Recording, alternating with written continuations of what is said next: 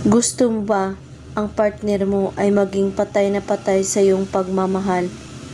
Kapag ginawa mo ang spell na ito, lalakas lalo ang pagmamahal niya sa iyo at ang pag-ibig niya.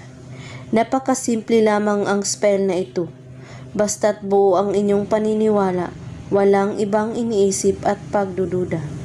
Ihanda mo ang larawan niya. Pwede rin yung nasa cellphone mo lamang. Hawakan mo ang larawan niya, titigan itong mabuti. Banggitin mo ang kanyang pangalan. At pagkatapos, halikan ito ng 3 beses rin. Habang nakapikit ang iyong mga mata at habang iniisip sa iyong isipan na talagang hinalikan mo siya. At pagkatapos, dumilat ka at banggitin mo ang salitang ito. Zor, Iklodor, Abraxas, at ramdamin mo ang pag-ibig sa taong ito.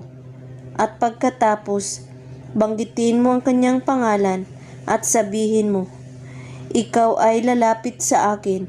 Ang puso natin ay hindi na magkakalayo at magkakahiwalay pa habang buhay. At pagkatapos, itago mo ang larawan niya at matulog na kayo. Gawin ito kahit anong oras at araw, basta't bago kayo matulog sa gabi at buo ang inyong paniniwala sa paggawa, walang ibang iniisip at pagdududa.